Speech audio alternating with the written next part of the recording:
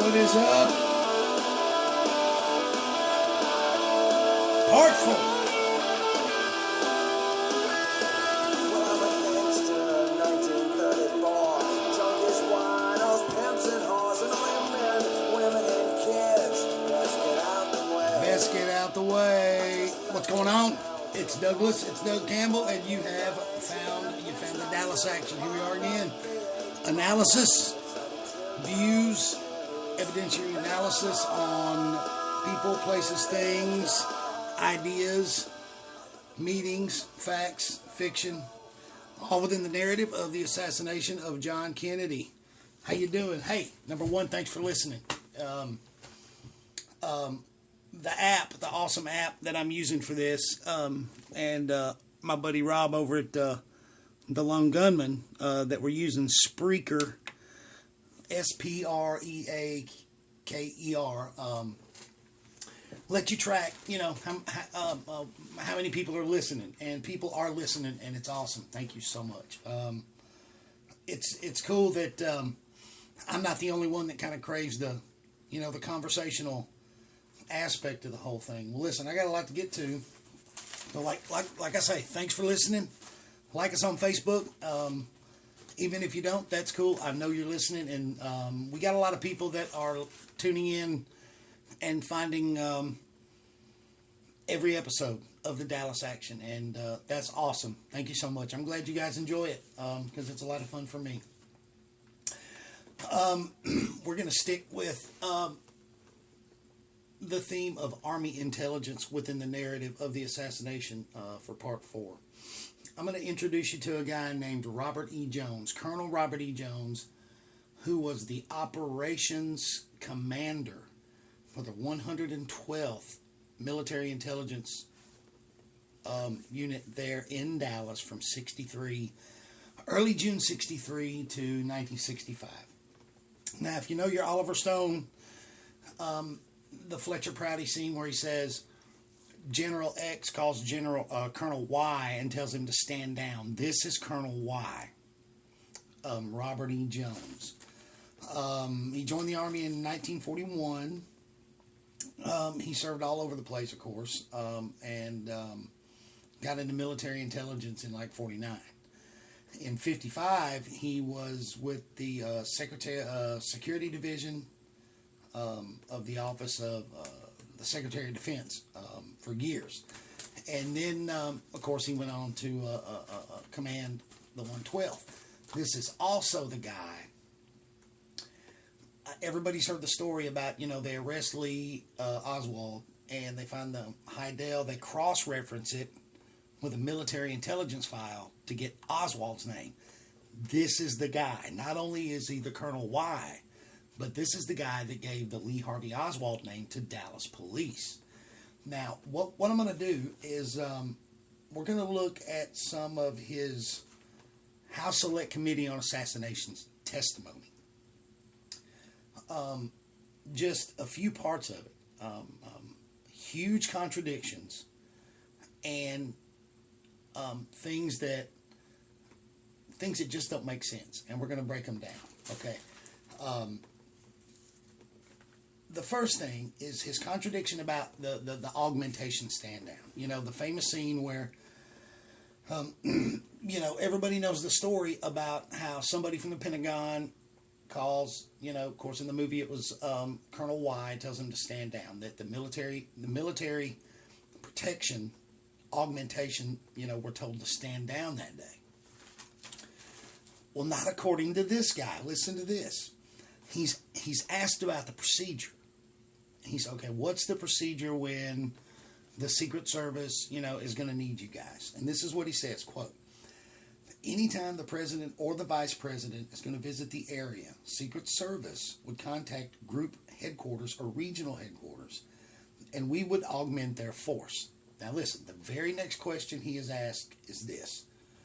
Would you relate to the committee your connection to the liaison operations with the Secret Service? And this is how he answers the question. He doesn't answer that question. Again, the question was, would you relate to the committee your connection to the liaison operations with the Secret Service? Here's his answer. We provided a force during the president's trip to San Antonio. Then the following day in Dallas, we provided additional people from Region 2. So according to this guy, the real life Colonel Y, military intelligence, the 112th, not the 488th Reserve that we talked about last week, or last in part 3, but the big one, the 112, they were on the ground in a protective capacity that day. Okay, so who's lying? Obviously, if Fletcher Prouty insists that they were told to stand down, but this guy says they had a force in place, somebody's lying. And I'm going to tell you what, my money's on Jones lying. And I'll tell you why. There's more.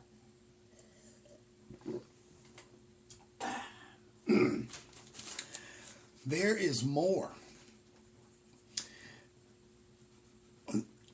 There's a big contradiction in his testimony about when he was first aware of who and what Lee Harvey Oswald was. And I'll give you an example. This is the guy, again, that cross-referenced Heidel with the LHO file and called Dallas Police Department back with the name Lee Harvey Oswald. All right?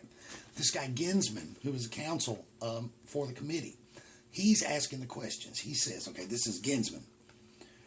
When did the name Lee Harvey Oswald first come to your attention? Answer. I would estimate the summer of 1963 when he was arrested in New Orleans. I had a liaison with New Orleans police through our regional office in New Orleans.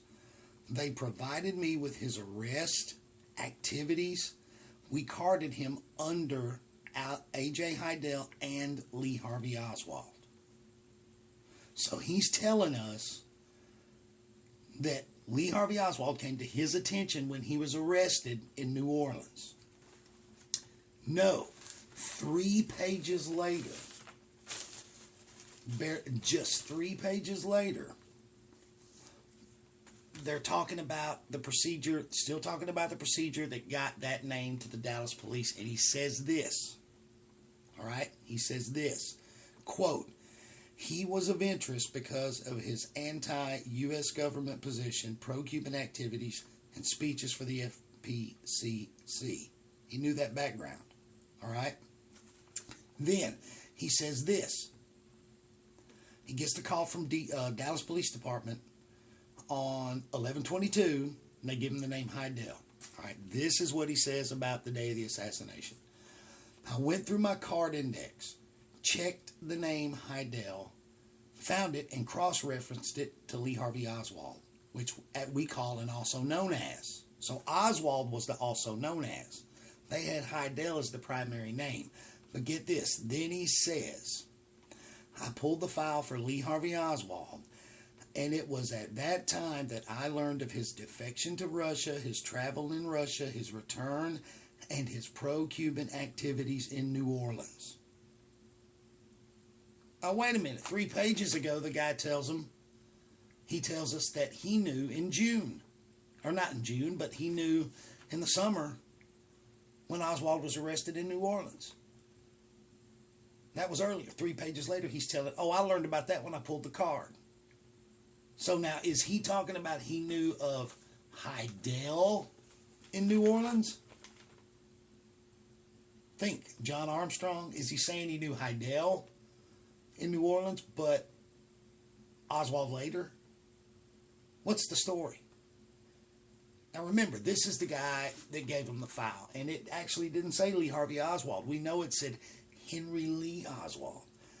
And this is also the guy that told him that they burned the file up, sending it to Washington on a thermofax. Same guy that told the Warren Commission this, okay? And I heard another really smart researcher point this out, and I'm going to point it out to you about that story. Thermofax means a fax machine. Everybody knows what a fax machine is. You dial a number up, you feed 1 page in at a time. Okay, well that's what they back then in '63 they called it thermofaxing, and it's no different than the ones we have now. other than they're digital. You feed one page in at a time. This was supposed to have been a 47-page file. Okay? So now look, I know they're military intelligence, and I'm not real bright, but they said they burned it up. Now, I'm smart enough to know if I stick something in something else and I start a fire, I'm not going to turn around and start 46 more damn fires. And I'm not real intelligent. But this is the guy that also claimed that. But he contradicts himself. First he says, well, he came to my attention in the summer. Then turns right around, 3 pages, probably 10 questions later, if that, and tells a whole nother story. Oh, I first learned all about that when I pulled the file. Isn't that amazing? Now, about his source in the Dallas police. Everybody, when you think about the Roscoe White and the blah blah blah, and who co-opted Tippit and this and that, and people talk about, the CIA having infiltrated the Dallas Police Department. There's a lot of speculation on that, and a lot of very tenuous connections, if you ask me. But listen to this. Who had sources within the Dallas Police Department? Army intelligence. He's talking about who he got the name Hidell from. How it all went down, how it all got reported. And they're still asking about him. And Ginsman, the counsel, he asked him this. Was it common for you to have sources? They're asking him how it went down. And he says this, quote, I was advised of the name Hidell through a source in the Dallas Police Department. Ginsman says, was it common for you to have sources within various law enforcement agencies? He says, yes, sir. Ginsman, could you ID your source in the Dallas Police Department? Jones, I cannot. I would state that it was a member of the 112th Army Intelligence. He was an agent.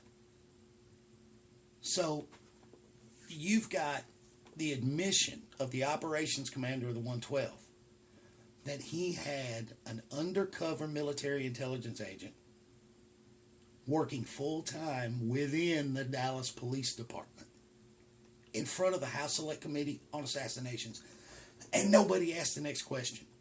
That question. You mean you've got undercover military intelligence inside police departments? They just let it go. Like I say, people speculate, oh, did the CIA infiltrate? We don't know, maybe.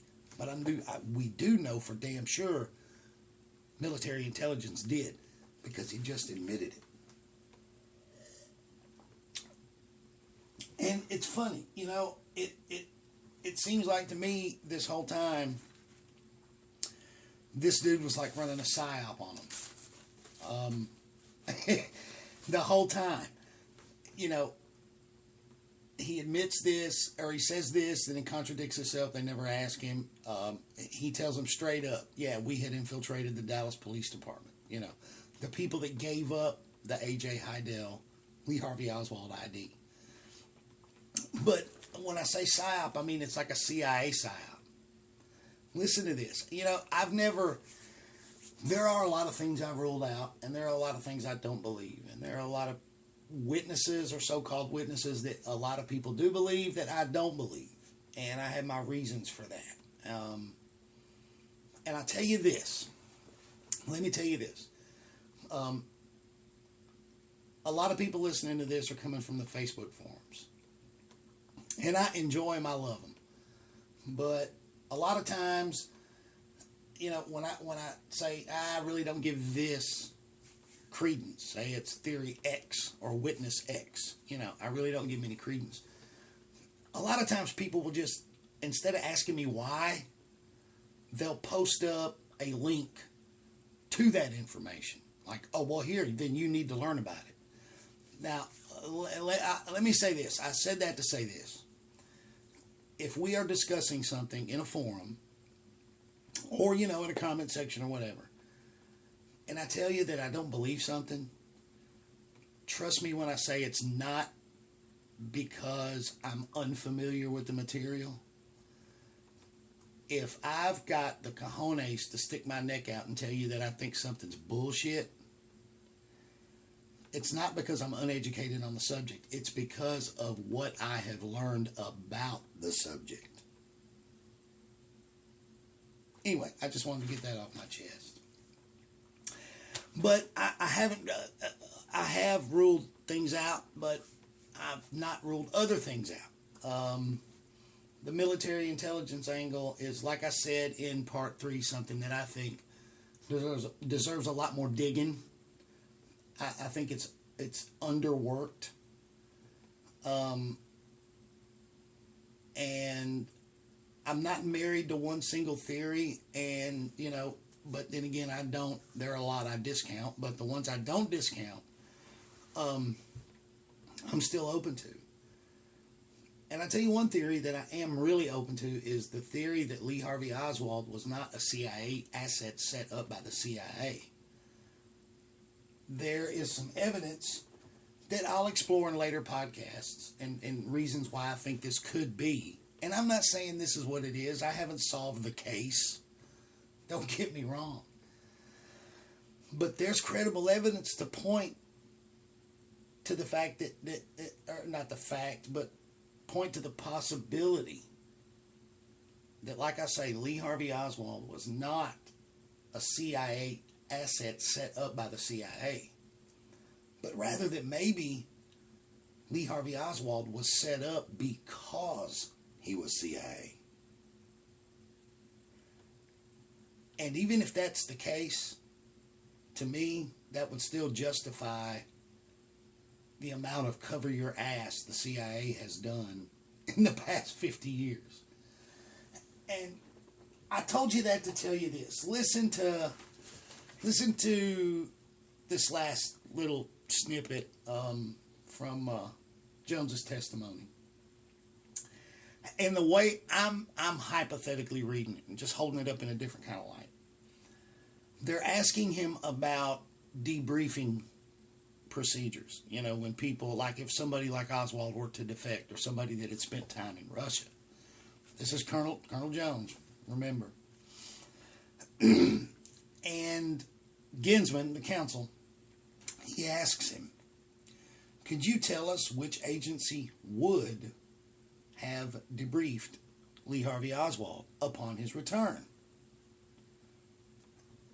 Get this. Jones says this. From my experience, definitely CIA would have debriefed Oswald. Ginsman says, to your knowledge, did they?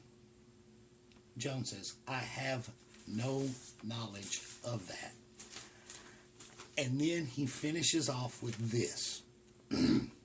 Quote, I believe that some intelligence agency contacted him and had gone through some of the same steps and processes we did in Europe to recruit and train agents.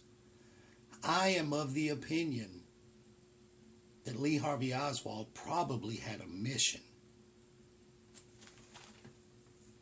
Now let me read that again.